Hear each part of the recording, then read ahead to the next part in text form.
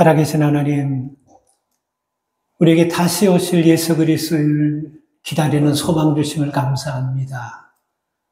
대림절 시작되었습니다. 아기 예수님으로 이 땅에 오셔서 우리를 복음으로 섬기기 위해서 십자가에 당신의 목숨을 내어주시면서까지 마지막까지 섬기기 위해서 오셨는데, 하나님이 대강절에 우리가 어떻게 예수 그리스도를 닮아가는 섬김이 무엇인지를 깨닫고 섬기는 삶으로 주님 오실 날을 기대하고 준비할 수 있는 깨어있는 종들 되게 도와주십시오. 기도하신 집사님의 말씀처럼 이 부족한 종의 말씀이 성령이 힘을 실어주셔서 심령에 들어가게 하시고 믿어지게 하시고 하나님 연약한 우리를 흔들어 새로 깨우는 산 말씀, 살아있는 말씀 되도록 이 시간 역사하여 주시옵소서. 살아계신 예수님의 이름으로 기도 올리옵나이다. 아멘. 제가요, 가끔 이런 얘기를 들어요. 우리 교회는 안 나오시지만, 목사님, 거기 윌밍턴 교회죠? 내가 뉴저지에 사는데 그쪽으로 이사를 가고 싶어요. 그런데 집이 어떻습니까? 근데 나는 여러분 알다시피 집을 사보지도 과정도 거치지 않았기 때문에 몰라요. 그래서 내가 몇 분 복도방 하는 분들이 있어서 소개해 줍니다.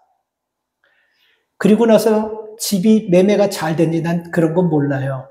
근데 잘 된 경우는요, 그분들이 뭐 가물에 콩나듯 교회다가 감사한건 그때 하는 것 같아요. 그래서 복도방 하는 분들을 몇 분 내가 알고 있습니다.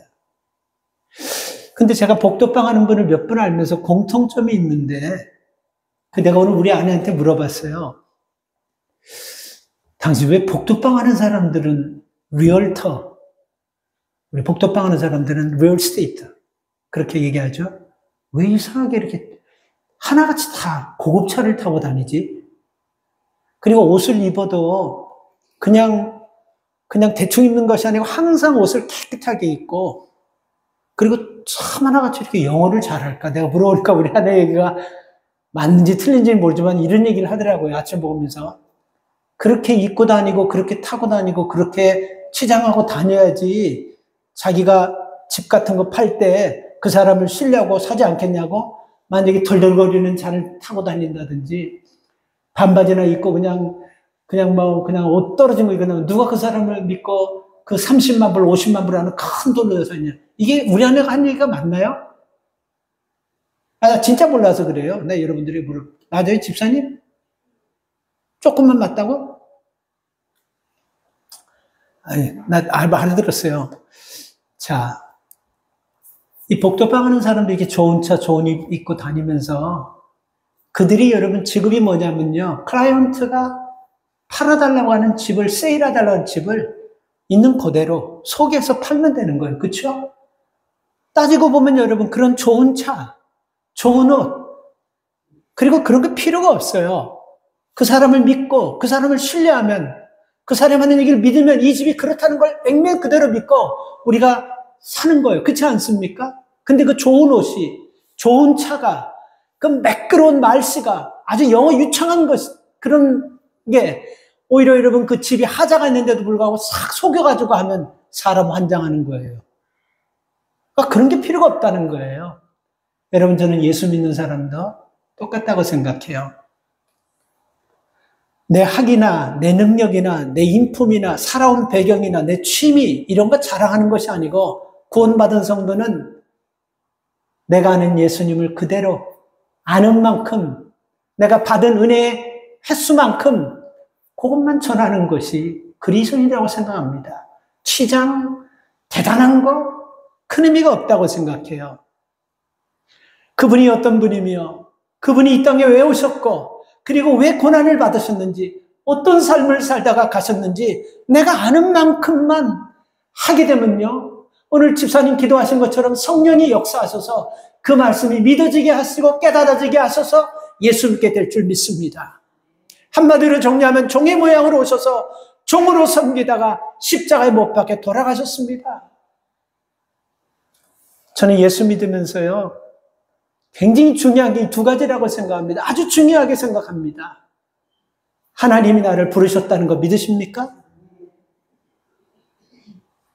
그냥 이렇게 믿다 보니까 그냥 이민 와가지고 뭐 이렇게 하다가 교회는 이게 아니에요. 이걸 영어에서는 여러분 콜링이라고 합니다. 그리고 여러분 원어에도 콜한다고 그래요. 하나님 우리를 부르셨다. 콜링하는 거예요. 그러니까 여러분 그냥 수많은 사람들 중에서 그냥 아무개야 한 것이 아니고 딱 집어서 정해가지고 누구야 하고 부르셨어요. 믿으십니까? 이게 확실하게 있다면요. 상황이 어떤 여건과 어떤 환경이 된다 할지라도 흔들리지 않고 환경 타고 세상 타고 사람 타지 아니할 줄 믿습니다. 여러분 믿으세요. 제가 그냥 하는 거 아니에요 이거요. 이런 믿음 없이 우리가 여러분 우리 삶을 신앙생활에 던질 수 있겠습니까? 이 믿음 하나 없이요. 우리가 신앙생활하다 주저앉고 염려하고 우리가 우리 마음대로 살아가는 이유가 뭡니까? 하나님이 나를 콜링했다는 확신이 없기 때문에 그러는 거예요. 두 번째는 섬김의 마음입니다. 왜 우리를 콜링해서 부르셨는지 섬기기 위해서 불렀다라는 사실을 가슴에 심령에 머릿속에 콕 새길 수 있기를 바랍니다. 부르신 것을 확실하게 믿는 분들에게 하는 얘기예요. 모르겠어 나는 뭐 그냥 우다보다 얘가 이렇게 된 그런 분들은 여러분 이 말씀 믿어지지 않고 들려지지 않아요. 그러나 성령이 하나님이 나를 확실하게 불렀다는 있다면요. 오늘 이 말씀이 여러분 가슴에 새겨질 줄 믿습니다. 섬기기 위해서 우리를 부르셨어요. 제가 지난주 말씀 지난주인가? 우리는 인생을 살면서 한 사람도 왜 없이 고난을 받게 돼 있다고 그랬죠? 그렇죠? 그냥 여러분 이렇게 막 인정만 하지 마시고 이게 사실입니다. 애매하게 고난을 받든지요. 지가 잘못해서 고난받든지요. 아니면 내가 예수 믿어서 나를 콜링해가지고 그 부르신 그분의 뜻대로 살기 위해서 고난 속으로 들어가든지 우리는 이 세 가지에서 벗어나는 사람 하나도 없어요. 그러니까 이 소명도 똑같아요. 섬김도 똑같습니다. 우리는 여러분 삶을 보면요. 어정쩡하게 애매하게 주저하면서 고난받는 사람들이 있어요. 여러분 주변 보면서 예수 믿으면서 뭐 이런 거 관계없어요. 예수 믿든 안 믿든 어정쩡하게 애매하게 고난다. 이 애매하게 여러분 우리가 섬기는 사람들이 있다니까. 우리가 구레네 시몬이라는 사람 알죠? 구레네 시몬이 예수님의 십자가를 대신 지고 올라갔잖아요. 그죠? 근데 지가 원해서 진 거 아니잖아요. 그죠?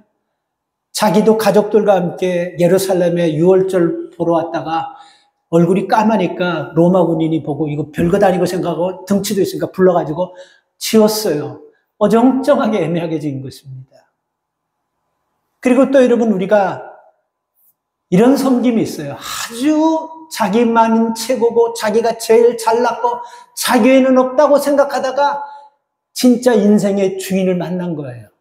그래서 이게 내가 아무것도 아니구나 하면서 여러분 본의 아니게 안 낮아지면 목구멍이 포도청이니까 살 수가 없으니까 그냥 그 사람 앞에 푹 머리 숙이고 그냥 낮아져 버리는 거예요. 성경에 보면 루시퍼라는 천사가 있는데요. 얼마나 교만했는지 하나님께서 하늘로부터 내려쳤다고 했습니다. 바로 그런 형편이에요. 그리고 또 한 그룹은요. 내가 예수 믿으면서 하나님 나를 부르셨기 때문에 왜 부르셨나 나 같은 것을 지난주에 사도 바울은 회방자고 포행자고 핍박자 같은 나를 놔두면 진짜 인간같이 못 살 건데 이런 나 같은 걸 불러가지고 사도로 직분 주셔가지고 그 핍박받으면서도 오히려 이게 감사한 거예요. 나를 불러가지고 내게 그런 직분 주고 감사해서 죽기까지 고통을 당하면서도 감사한다고 했듯이 예수 믿으면서 고린도전서 15장에 보면 스데바나라는 사람이 나와요. 스데반이 아니고 스데바나라는 사람이 있어요. 스데바는 최초의 초대교회 돌멩이 맞아 죽은 사람이에요. 스데바나는 다른 사람입니다. 스데바나는요, 섬기기로 작정한 사람이에요. 왜? 하나님 나를 부르신 걸 확실했기 때문에. 여러분, 우리가 어차피 이 셋 중에 하나를 섬겨야 된다면, 그렇죠? 스데바나 같은 섬김. 그게 여러분 모두가 원할 것이고, 하나님도 원하시는 것입니다. 예수님은 섬기는 사역을 하시다가 사람들에게 만홀히 여기는 자라는 욕을 들으셨어요. 예수는 섬기시다가 참남한 말을 하는 자라는 욕을 들으시고 정죄당하시고 저주의 십자가에서 섬기시다가 처형당하신 것입니다. 베드로와 바울과 사도들도 그리스도를 섬기는 사역을 하다가 비방거리가 되고 매를 맞고 옥에 갇히고 순교했습니다. 그리스도를 섬기다가 그리스도를 증거하다가 욕을 당하고 손해를 보고 원망거리가 되어도 사랑하는 여러분, 부르신 목적이 그거기 때문에 이 삶에서 벗어나지 않기를 바랍니다. 마가복음 10장 45절에 보면요, 예수님이 오신 분명한 목적을 얘기했습니다. 내가 병든 자를 고치고 가난한 사람을 돈 주고 내가 깨어질 수밖에 없는 가정을 회복시키고 미래가 없는 자녀의 미래를, 이런 얘기 한마디도 없어요. 딱 하서 오신 말씀은 인자가 이 땅에 온 것은 섬김받으려 함이 아니고 섬기려 하기 위해서 왔고 내 목숨을 많은 사람의 대속물로 주려고, 그러니까 내 목숨을 많은 사람에게 섬기기 위해서 목숨 내놓기 위해서 오셨다, 이 말씀인 것입니다. 이게 목적이에요. 그리고 당신이 오신 목적이고 우리를 부르신 목적이라는 것입니다. 그 분명한 것은 여러분, 살면서 오늘 이 말씀이 믿어지면요, 어정쩡한 애매매한 섬김의 삶에서 나오기 바랍니다. 그리고 나만이 최고 같고 내가 다 그런 교만에서 하나님이 확 쳐서 떨어뜨리기 전에 내려오시기 바랍니다. 그리고 어차피 섬김의 삶을 살아야 될 사람이라면요, 하나님이 그렇게 불렀다고 한다면 스테바나처럼 섬김의 자리로 들어가기를 바랍니다. 오늘 본문은요, 로마 감옥에 바울이 있으면서 예배소 교회 성도들에게 쓴 편지의 한 부분입니다. 예배소에서 쓰면서, 감옥에서 예배소 교회 성도들에게 쓰면서, 종들아, 5절, 두려워하고 떨며 성실한 마음으로 육체의 상전에게 순종하기를 그리스도께 하듯 하라. 여러분이 이 말씀을 들었을 때는 사도 바울이 편안한 가운데서 주시는 뉘앙스로 들립니까? 아니면 바울이 굉장히 화가 나서 안타까워가지고 아주 강하게 주시는 메시지 같습니까? 어떻게 들립니까? 두 번째입니다. 왜 그러냐면요, 편지의 대상은 예배소에 사는 사람들과 특별히 종의 신분 중에 예수 믿는 사람들입니다. 그리고 이 편지를 쓰게 된 배경은 당시 예배소에 로마의 지배 계급들과 그리고 그들이 부리고 있는 노예들이 함께 살고 있었어요. 근데 그들에게 사도 바울이 전한 복음이 무슨 복음이냐면요, 헬라인이나 유대인이나 차별이 없다고 그런 복음을 전했어요. 남자나 여자나 차별이 없다고 그랬습니다. 주인이나 종이나 자유자나 차별이 없다고 전했습니다. 이런 복음을 여러분 종들이 받아들이면서 신앙생활할 때 얼마나 위로가 되고 얼마나 힘이 되고 얼마나 여러분 기분 좋겠습니까? 그런데 문제가 생겼어요. 무슨 문제가 생기냐면, 이렇게 종들하고 주인하고 이렇게 같이 같은 제단에서 예배를 드리다 보니까 이 종들이 주인을 알기를 우습게 여기는 사람들이 생기기 시작했습니다.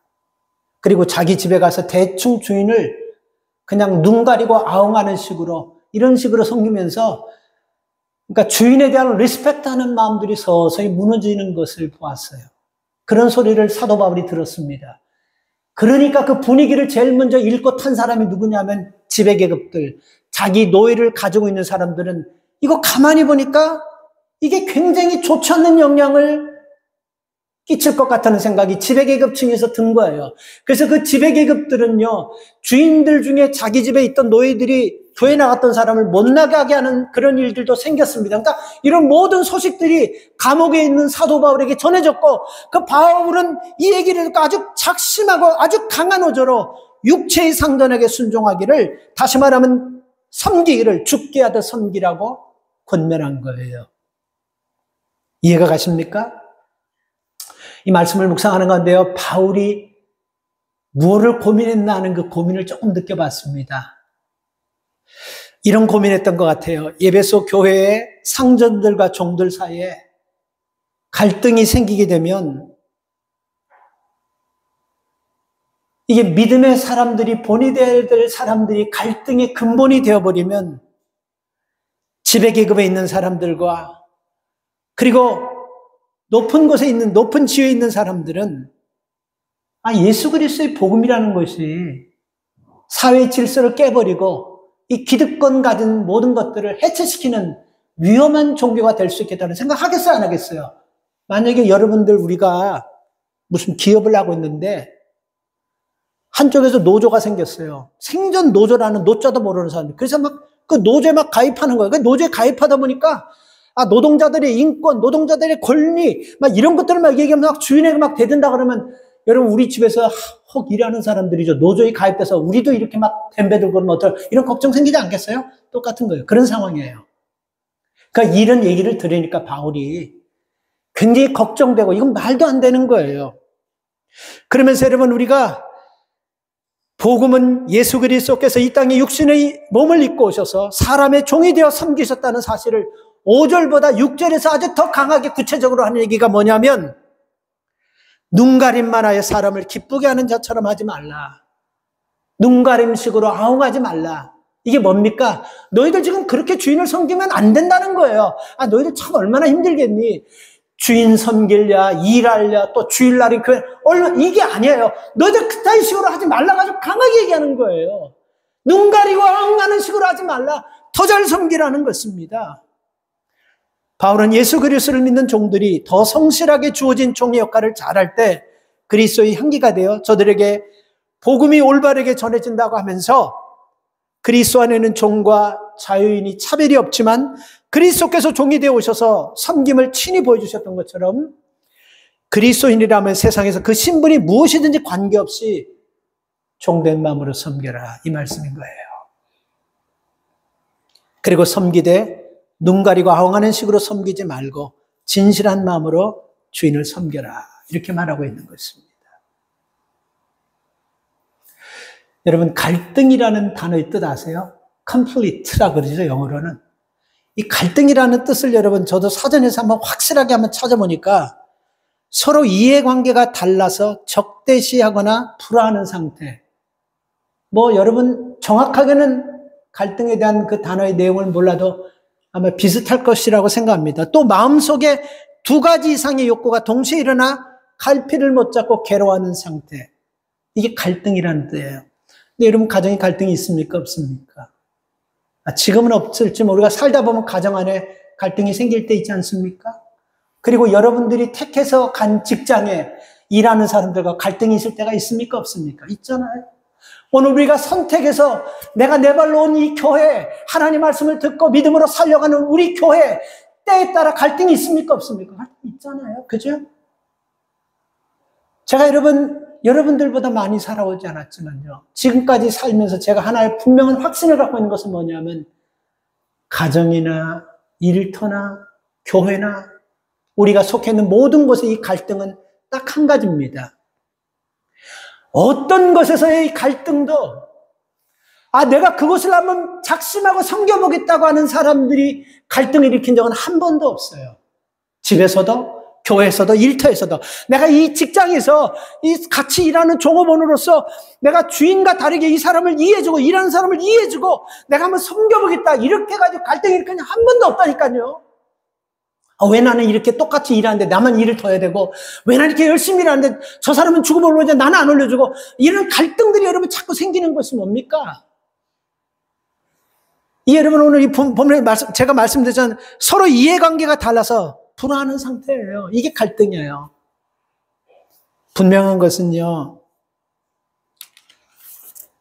모든 갈등은요, 내가 높아지려고 하고 내가 좀 더 편해지려고 하고 내가 좀 더 나타나려고 하고 내가 좀 더 뜨려고 하고 내가 좀 더 인정받으려고 하는 것에서 갈등은 다 생기는 것입니다. 집에서도 그렇고요, 교회에서도 그렇고요, 일터에서도 그렇고요, 지금 여러분과의 모임에서 그래요. 심지어 여러분 좀 부끄러운 얘기지만 목사님들끼리 이렇게 모여도 그 교회를 섬기면서 맨날 섬기라고 입에 침이 튀도록 저처럼 이렇게 얘기하는 사람도 목회자들 보면요, 갈등 생길 때가 있어요.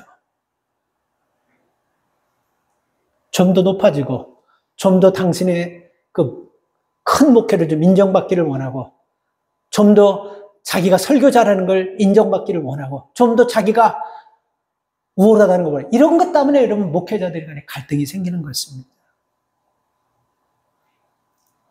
이걸 여러분 우리가 고린도께 조금 적용해 보면요. 아까 제가 스테바나라는 사람이 있었다 그러지 않습니까? 고린도 교회는 문제가 많은 교회였었어요. 무슨 아볼로파니, 바울파니, 게바파니 막 그냥 파가 막 이게 하나만 파가 있어도 복잡한데 이게 네 파로 갈라져야 한 교회. 지금 우리 교회에서 만약에 두 파로 갈라졌다면 나만 이 흰머리가 아니고 이 머리가 또 빠져버릴걸요, 이제는. 저희 어머니가 제가 이번에 조금 바쁘게 다니지 않았습니까? 근데 저 처음에 갔는데 제 석임 목사님하고 같이 저희 집에 갔어요. 근데 어머니가 한 얘기가 나중에 이제 그 얘기를 하죠. 아니, 저 목사님 얼굴이 저렇게 반질반질한데 너는 저 목사님보다도 나이가 적다면서 왜 이렇게 늙었냐? 그래요? 저는 원래 이 얼굴이 이렇게 잘 바른 거 안 발랐는데 가끔 생각나면 발라요. 근데 내가 그 얘기 듣고 이제 맨날 같이 내가 발라요. 그러니까 집에서 있다가 안 나갈 때는 안 발라요. 근데 집에서 있으면서도 무조건 발라버려요. 왜 이렇게 쭈글쭈글하게 늙었냐 그러시더라고, 어머니가. 여러분, 그러면서 하시는 얘기가 제가 이제 여기 와가지고 어머니 잘 도착했어요 하고 전화드리니까 하신 얘기가 뭐냐면 어머니가 얘기 안 해요. 누이가 그런 얘기 했는데 이 목사는 서울 올 때보다 갈 때가 얼굴이 더 상해가지고 갔다. 제가 어느 날, 그 전날까지 제가 어디 교회 가서 설교하고 정신을 차니까 올 때도 참 몰골이 그랬지만 갈 때는 더 형편없이 해서 가서 참 마음이 안 좋다. 어머니가 누이한테 그런 얘기를 했더래요. 근데 여러분 저 생생합니다. 좋잖아요, 얼굴. 뭐 얼굴이 여러분 뭐 얘기해 주는 겁니까? 속이 그만큼 내가 영성 있고 강건하다는 거. 뭐 여러분 조금 피곤해 보일 수 있지만 괜찮아요. 자, 여러분. 제가 무슨 얘기를 하려고 하냐면요. 이 고린도 꽤 참 복잡하고 힘든 일이 많이 있었지만 파도 많이 있었고 복잡한 일이 많이 있었지만 스데반이라는 한 사람이 그 교회의 흐름을요 뒤집어 놔 버렸습니다. 고린도전서 15장 쭉 보면요. 16장부터 보면 이제 15장에 스데반이라는 사람이나 그 사람의 얘기를 쭉 보면 이 스데반이라는 사람은 아가야에서 첫 열매라는 말이 나옵니다. 이게 뭐냐면 아가야라는 도시는요. 지금 말하면 굉장히 큰 도시예요. 고린도라는 도시는 굉장히 큰 도시입니다. 한국까지 포함되기 때문에 굉장히 큰 도시예요. 거기다 아덴이라는 도시 혹시 압니까? 바울이 철학자들과 함께 말씀을 나눴던 아덴이라는 도시도 여기 아가야에 포함된 도시, 굉장히 큰 도시예요. 근데 여기서 고린도서 16장에 뭐라 하면 스데반은 아가야의 첫 열매가 되었다. 근데 이것보다 더 놀라운 것은요, 아가야의 모든 가정이 예수를 믿게 되었다라고 이렇게 얘기 나오는 것입니다. 그러니까 그리고 나서 어떻게 하면 스데바나가 아가야에서 첫 열매가 되었고, 그리고 스데바나의 집 가족들이 어떻게 다 예수를 만나, 거기에 대해서 성경은 함무하고 있고 한 번도 행간이나 어디에 기록되어 있지 않습니다. 근데 우리가 추측하는데 추측할 수가 있어요. 어떻게 추측할 수 있냐면요, 아가야는 예수를 믿을 때, 교회 나올 때 여러분 고린도서서 16장 15절에 보면 한 단어가 어떻게 해서 아가야가 예수 믿고 스데바나가 예수 믿고 온 가족들이 예수 믿겠는데 그 한 단어를 통해서 우리가 추측할 수 있어요. 뭐냐면 스데바나는 섬기기로 작정했다라고 거기 나옵니다. 고린도서 16장 15절에 스데바나는 섬기기로 작정했다. 여러분, 내가 예수 믿고 우리 가족 모두 다 예수 믿게 하는 거 쉽지 않습니다. 스데바나의 집은 무슨 뇌도 없고 아무 생각도 없는 그냥 그런 사람들만 있겠어요. 그 큰 부잣집에 그 많은 사람들 중에 그 모든 사람들이 아무도 말하지 않고 전부 다 예수를 믿었어요. 뭐 때문에? 추측할 수 있는데 스데바나는 섬기면서 살았다는 것입니다. 그래서 여러분 자기가 가족을 다 교회 데리고 나가면서 결심한 거 뭐냐면 나는 고린도 교회에서 섬기기로 작정했다. 그러니까 한 사람의 섬김이 그 복잡한 고린도 교회를 확 뒤집어 버리는 거예요. 오늘 우리 교회도 여러분 누구 중에 한 사람이 내가 이제까지 이렇게 살았는데 이제 남은 생 이 교회 섬기기로 하나님 마음 가지고 섬기를 한다. 우리 교회 뒤집어질 줄 믿습니다. 우리 모두가 여러분 그렇게 돼서 이 교회 이거 몇 분 사람 이게 뒤집는 것이 아니고 이 델라웨에 흔들고 영향을 주고 정말 살아있는 교회가 뭔지 좀 보여줄 수 있기를 축복합니다. 교회 많은 거 그거 여러분 큰 문제가 아니에요. 여러분, 집안 식구들이 10남 7녀, 10남 9녀, 20남 15녀 이렇게 있으면 다 행복한 거예요? 2남 3녀, 1남 1녀 있는 다 불행한 겁니까?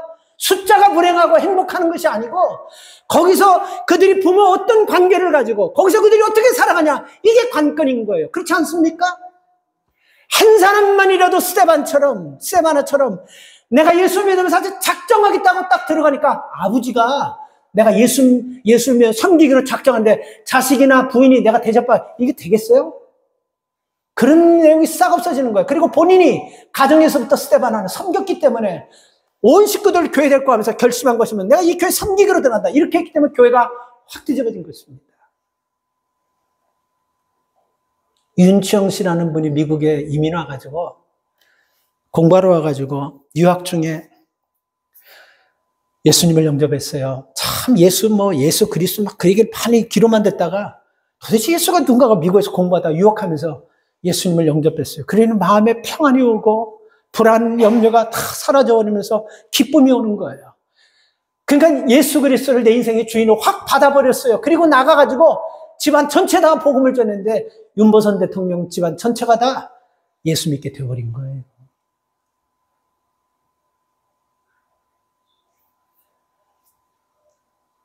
섭섭하게 듣지 마십시오. 가정을 놓고 특별한 것은 아니지만 이 교회 와서 제가 이 교회 섬기든지 어디 가든지 계속해서 기도했습니다. 그러면서 하나님께서 가끔 제가 이런 얘기 하죠. 여러분들보다도 더 여러분 가정에서 때로는 기도의 제목을 깨닫게 해주실 때가 있습니다. 때로 우리 자녀들 때문에 크게 불안하지 않아도 되는데 너무 불안해 하시는 분들.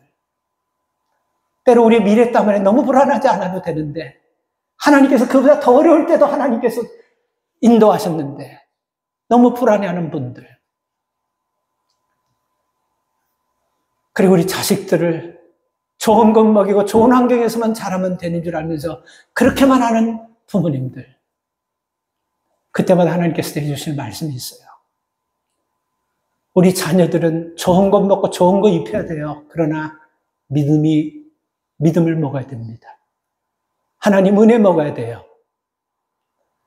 하나님의 긍휼을 먹어야지만 아이들이 폭풍 성장하면서 하나님 앞에 쓰임받는 거예요. 명심하십시오. 이거 그냥 하는 것이 아니고 기도 중에 하나님께서 제게 주신 말씀인데 누구 개인에게 탁 하면 혹시 좀 서운하게 될지 몰라요. 제가 공개적으로 탁 터뜨리는 것입니다. 저 기도 받으면서 기도받고 하나님 주신 말씀이에요. 그래서 들을 게 있는 자는 복될 줄 믿고 들으면 그대로 될 줄 믿습니다. 자, 그래서 여러분, 예수님도 섬기는 자가 큰 자라고 그러셨어요. 하나님도 섬기는 자를 귀하게 여기셨습니다. 오늘 저와 여러분 서로 섬기면서 사는 것, 그게 하나님이 나를 콜링해가지고 부르신 목적임을 받아들이시기 바랍니다. 오늘 본문 상황을 여러분 좀 바꿔서 얘기하면요. 어떤 분들은 종이라고 하면 종만 나오면 무조건 목사만 생각해요. 아니, 목사는 종입니까? 왜 여러분 종 나오면 목사라고 생각하냐면 사도 바울이나 베드로나 요한이나 이분들은 자신을 여러분 내가 그리스도의 종이라고 소개했기 때문에 목사님들 설교하고 앞서서 하면 다 종 이렇게 생각하는 맞아요. 틀렸다라는 게. 그러나 이거보다 더 중요한 것은 콜링받아 부른 모든 사람들은요, 섬기는 종으로 부르셨음을 믿으시기 바랍니다. 그러니까 목회자뿐만이 아니에요. 예수 믿고 구원받은 사람은요, 종으로 사는 것입니다. 물론 목사는 위로는 예수님을 섬기는 종이 되어야 되고, 아래로는 예수님께서 맡겨진 내 양을 치고 내 양을 먹이라고 하시는 그 말씀에 위탁을 받았기 때문에 양들을 먹이는 종이 되어야 되는 것입니다. 이 이중적인 종의 역할을 감당하는 거예요. 그러나 성도들은 가정에서, 일터에서, 직장에서 우리가 이중적, 삼중적으로 우리도 종처럼 살아야 된다는 걸 꼭 명심하시기 바랍니다. 한국의 대표적인 사진작가 함철훈 씨, 사진작가가 이렇게 굵직한 철학을 가지고 있을 줄 나 감동해서 내가 다 외웠지만 토시 하나 틀리지 않게 하려고 그대로 한번 읽어드릴게요. 한국의 대표적인 사진작가 함철호 씨의 철학은요, 몸을 낮추면 세상이 아름답게 보입니다. 감동이 안 돼요? 그래서 좀 이상하네. 내가 약간 좀, 몸을 낮추면 세상이 아름답게 보입니다. 난 이 말이 감동이 팍 되더라고요. 그리고 정말 좋은 사진가, 이분은 한국을 대표하는 최고의 사진작가예요. 정말 좋은 사진과 그렇지 않은 사진의 차이는 하나님이 이미 만들어 놓으신 것을 얼마나 몸을 낮추어서 찍냐에 달려있는 것입니다. 감동되지 않아요? 더 감동되지요. 자신의 작품 가운데서 세계적으로 상을 받은 거 있고 나라에서 최고상을 받은 상들도 많지만 그래도 어디에 내어놓아도 괜찮아 보일 수준 있는 작품은 하나같이 전부 엎드려서 찍은 것들입니다라고 이 말 우리 가슴에 새겨보시기 바랍니다. 하나같이 자기가 작품된 거는요 다 엎드려 수그려가지고 찍은 사진이라는 것입니다. 이 말씀을 가슴에 잘 새길 수 있기를 바랍니다. 오늘 우리는요 교회, 가정, 직장, 섬김의 현장에서 지금까지 우리가 성도로 살아왔는데 우리 이렇게 생각합시다. 누구 하나 먼저 갔다 그러면 서운해할까? 우리가 오늘 싹 다 저녁에 다 갔어. 목소리 다 끊어져 버렸어. 우리가 하나님 앞에 다 주고 이 땅에서 다 죽고 하나님과 다 같이 갔어. 그럼 이제 우리가 하나님 앞에 너 이 땅에서 섬기다가 한 건 뭐 있냐 하고 내놓으라 그러면 털커덩하고 내놓을 만한 것이 있습니까? 생각나는 거 있어요? 이게 문제라니까. 이거는 남 얘기가 아니고 저 이거 시리어스하게 얘기할 수 있는데 제가 지금 웃으면서 얘기하는 거 억지로 웃는 거예요. 이 시리어스하면 시험 들을까 봐. 이거 생각해 봐야 돼요. 우리가 갑자기 어디 여러분 교회에서 간째 누구 신방을 가다 우리가 하나님께서 우리 갑자기 그냥 다 불러가 버렸어. 근데 우리가 하나님 앞에서 한 사람씩 줄 서가지고 있는 거야. 너는 뭐 하다가 왔냐? 내가 너를 이 땅에 와서 콜링한 것은 이 땅에 섬기라고 너를 구원시켜주고 예수님께 너 누구 섬기다 왔냐? 뭐 하다가 왔냐? 그러면 이거 하다 왔을 때 딱 떨어지기가 무섭게 나올 거 있어요? 한번 생각해 보세요. 심각하게.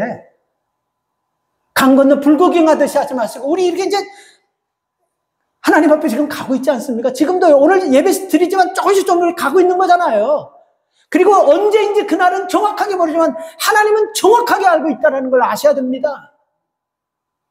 그리고 갔을 때 너 뭐 예수 믿고 내가 너를 불렀는데 너 섬긴 게 뭐 있냐? 탁 내놓을 거 있습니까? 이게 없다면 문제가 되는 거예요. 괜찮아요. 늦지 않았어요. 아직 우리에겐 기회가 있습니다. 오늘 저녁에 부르더라도 아직도 몇 시간이 있지 않습니까? 이런 믿음이 있기를 바랍니다. 여러분, 우리는 섬기기 위해서 하나님 불러주셨어요. 아까 말씀한 것처럼 루시퍼처럼 까불다가 밑으로 떨어져서 박살나지 마시고 그 구레네 시몬처럼 애매하게 이것도 아니고 저것도 하다가 그러지 마시고 바울처럼 스데바나처럼 자원하는 심령으로 섬길 수 있기를 축복합니다. 여기까지는 다 받아들이는데 문제는 다음부터예요. 이런 섬김이 한두 번으로 끝나는 게 아니고 계속돼야 된다는 겁니다. 어느 날 나를 한번 딱 잡고 한번 큰 맘 먹고 이왕 쓰는 김에 내가 오늘 몇 시간 섬기 이게 아니고 우리 생명이 딱 떨어질 때까지 계속해서 이 삶을 살다 가야 되는 거예요. 그리고 이 일은 한 20년 섬기면 한 30년 섬기면 그래도 상전이 되든지 혹 존경을 받는 그런 위치 변경이 0.1%라도 없을까요? 네, 없어요. 0.1%도 없어요. 100% 전부 다 섬겨야 될 일이고 섬기다가 가야 되는 것입니다. 그런 일에 하나님께서 더 기가 막힌 것은 나를 지명하여 정확하게 헷갈리지 않고 불렀다라는 거 믿으십니까? 그럼 이렇게 불러놓고 섬기는 사역을 줬다고 한다면 이제 여러분 이 말씀은 축복의 말씀입니다. 우리가 하나님 불러서 섬기는 사역을 우리가 할 때 하나님이 물질의 축복 주실 줄 믿습니다. 건강의 복도 주실 줄 믿습니다. 내가 섬기려고 하는데 내 우선에게 하나님의 큰 축복의 통로를 확 열어주실 줄 믿습니다. 이런 믿음이 있어야 되는 거예요. 왜 우리가 이런 믿음을 못 갖고 불안해하냐면요. 하나님이 나를 불러서 섬기는 사역을 줬는데 대접받으려고 하니까 여러분 이런 축복은 언방생신 생각도 못하는 거예요. 근데 이건 하나님께서 우리에게 주시는 축복이걸랑요.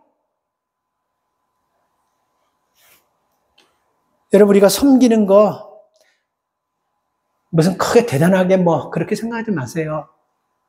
조금씩 아주 작은 것부터 섬기기 시작하기를 바랍니다. 예를 들면 내가 좋아하는 거는요, 다른 사람들도 좋아한다는 거 아세요?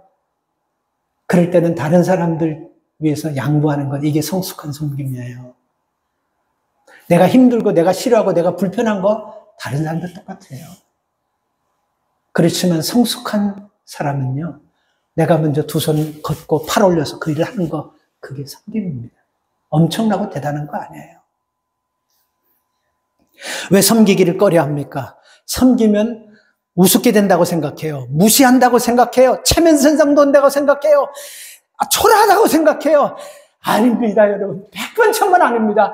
저는요, 이 목회자를 떠나서라도 제가 제일 불편해하고 제가 제일 경계하는 분들이 집에서도 그렇고 어디서 그렇고 남을 섬기는 그 마음 불편해요. 왜? 나는 그렇게 못하걸랑?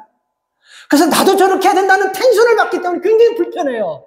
어쩌면 그들은 하나님께서 나에게 보내주셔서 그걸 보고 그렇게 섬기라고 보내주신 분들이에요. 나는 이런 분들이 목회 크고 작고 떠나가지고 정말 존경스럽지만 불편해요. 왜? 그런 마음이 내게는 없기 때문에요. 솔직한 진심입니다. 섬기려고 하는 사람이 정말 하나님이 기뻐하시고 하나님 귀하게 여기는 사람이에요. 섬기면 낮아지고 초라해지고 권위 떨어지고 꼴찌되고 밑밥. No way! 어떤 사람이 이런 말을 해요? 여러분, 우리 부모가 자식 섬겼더니, 자식 우리가 섬기면서 키웠더니 아주 초라해졌다고 얘기하는 사람이 있어요? 별볼 일 없다고 얘기하는 사람이 있어요? 무지하다, 참 안타깝다, 자식을 우리가 섬긴 부모에게 이런 얘기하는 사람이 누가 있습니까? 아무도 없어요. 권위는 누가 올려주는 겁니까? 위치가 올려주는 거 아니에요. 인격이 올려주는 겁니다. 우리를 누가 세워준 줄 아세요? 내가 세우는 것이 아니고 하나님이 세우는 것입니다. 요한복음 13장에 보면요, 중요한 사건이 하나 나와요. 예수님이 십자가에 못 박혀 돌아가시기 몇 시간 전에, 잡히시기 전에 하신 사건인데, 그 사건이 뭐냐면요, 제가 기도하는 가운데 하나님께서 주신 영감이에요. 이거 잘 들어보세요. 아마 이런 식으로 해석하고 푸는 분들은 없을 겁니다. 예수님께서 그날 요한복음 13장이면 세족식을 놨었습니다. 발을 닦아주는 일을 하셨다는 거예요. 근데 예수님은 몇 시간 뒤에 붙잡혀서 고통받는 걸 다 하셨어요. 뭐 여기까지는 알 거예요. 근데 왜 예수님이 세족식을 냈을까? 내가 이 설거지면서 많이 고민했어요. 아니, 여러분, 그 당시는 아스팔트가 없고 막 모래사장이 날리고 그러니까, 아니, 그까지 그 발이야, 뭐 발로 밥 먹나? 그렇잖아. 손으로 먹으니까 이렇게 와라. 손을 다 하나씩 이렇게 닦아주고, 그러면 일도 쉽고, 수월하고, 허리도 굽히지 않을 수 있고, 시간도 빨라졌잖아요. 이 발가락 뒤꿈치부터 시작해서 막 발가락 사이사이 막 손 넣어가지고 막 떼 있는 거 다 그 시간이 걸리지 않겠어요? 근데 손을 쑥쑥 닦으면 쉽게 될 거죠. 그래서 손은 그렇게 크게 닦을 필요 없어요. 그 당시 전통이 뭐냐면, 어디 모이면 그 집의 종이, 초대한 집의 그 종이 모든 사람 발을 다 닦게 돼 있어요. 그게 관례예요. 그게 전통이에요. 그래서 이 사람들이 손을 이렇게 닦았다는 이유는 뭐냐면, 맨 손을 닦았다 그러지 않습니까? 손도 닦고 이게 발도 닦는 거예요. 종들이 닦아요. 제일 낮은 사람이, 우리 집에 예를 들어서 5명의 종이 있어요. 근데 우리 집에 사람들 내가 10사람 초대했어. 근데 5명의 중에 누가 하냐면, 제일 막내 종이, 제일 끄트머리 종이, 걔가 닦는 거예요. 걔가 제일 닦는 거예요. 근데 예수님께서 왜 예수님께서 제자들의 발을 닦으셨냐면요, 만찬을 준비해놓고 제자들이 앉았는데 예수님 닦으니까 아무도 발 닦은 사람이 없는 거야. 아무도 발 닦은 사람이 없는 거야. 손은 다 닦은 것 같아. 왜냐하면 음식을 손으로 집어먹으니까 젓가락 포크가 있겠어. 손은 다 닦은 걸 보는데 발을 닦으신 것이 발을 안 닦고 예수님을 보였던 것 같아요. 난 내 영성으로 그렇게 생각합니다. 근데 왜 발을 안 닦았을까 하는 생각이에요. 그 집에 초청받았으면 만약에 초청에는 종이 있을 건데, 아니면 초청받은 사람 중에, 아까도 얘기했지만 우리가 밥 먹기 위해서 모인 사람 중에 항상 발과 이런 건 누가 닦냐면, 예수님의 12제자 중에서도 제일 말째가, 제일 밑에가, 제일 끝번 순서가, 제일 나이도 어리고 그런 애가 발 닦는 거걸랑요. 근데 그런 사람이 누군지 몰라요. 그런 사람들도 없는 거니까, 제가 볼 때 제자들이 이런 생각 같아요. 아, 우리가 우리가 첫째는 되지 못할지만 내가 첫째는 되지 못할지언정 말째는 내가 되지 않겠다. 꼬투리는 내가 끄트머리는 안 돼. 이런 생각을 다 했던 것 같아요. 왜냐하면 발 닦아주면 제일 최하발이 종이하니까 자기가 그렇게 돼버리니까 예수님의 제자들 중에서도 최고는 되지 못하지만 그래도 내가 제자들의 서로 동기들끼리 발을 닦으면서 내가 말째는 되지 않겠다. 이런 생각을 가졌던 것 같아요. 근데 예수님 그걸 아시고 제가 이제 말씀드려요. 아시고 예수님께서 발을 닦아주셨어요. 그리고 나서 예수님이 말씀 안 하시고 십자가에 돌아가신 모르는데 예수님께서 요한복음 13장 14절 15절에서 얘기하셨다라는 거예요. 왜 닦아줬는지 이유를. 너희들 중에 누군가 발을 닦아줬는데 닦지 못, 아무도 안 닦는가? 모두가 다 뭐예요? 모두가 내가 첫째는 되지 못할 망정 끝은 안 되겠다. 이런 생각을 다 갖고 있는 거 아셨어요. 그래서 예수님께서 요한복음 13장 14절 15절 이렇게 말씀하셨습니다. 내가 주와 선생이 되어 너희 발을 씻겼으니 너희도 서로 발을 씻어주는 게 옳으니라. 여기가 중요해요. 내가 너에게 행한 것 같이 너희도 행하게 본을 보였노라. 본을 보였노라.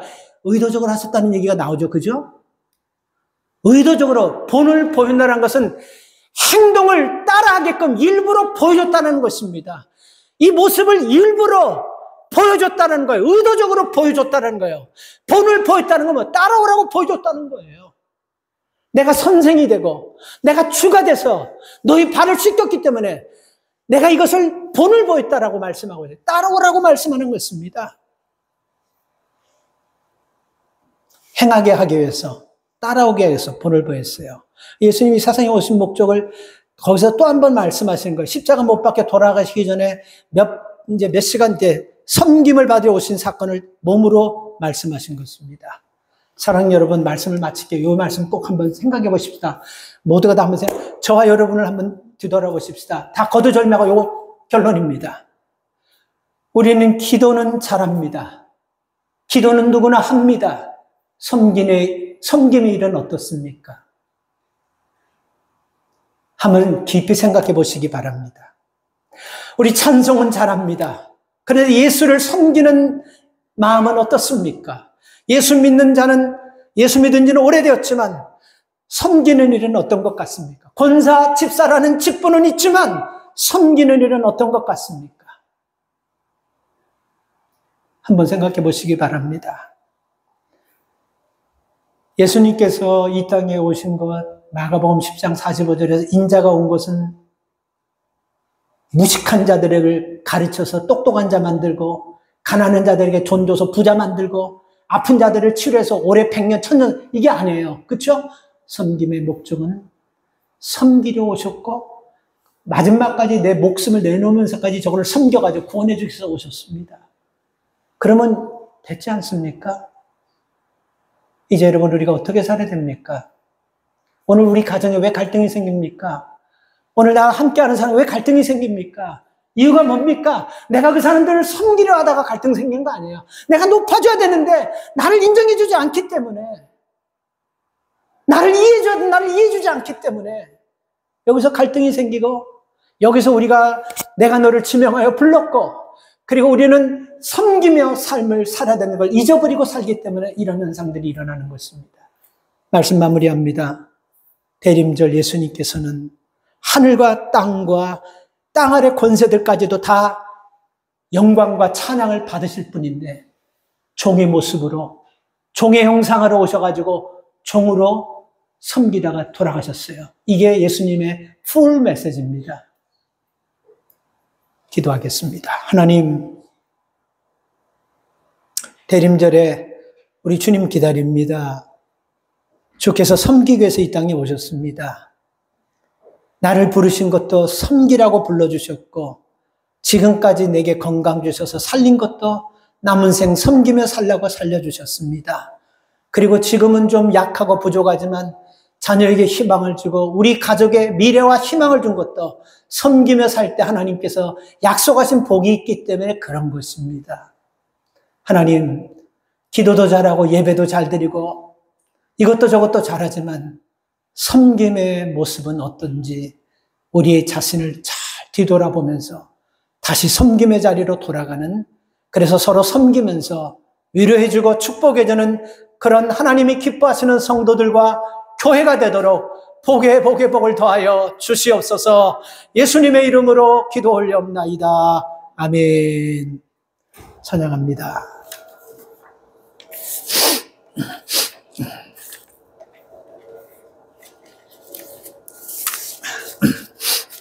찬송가 507장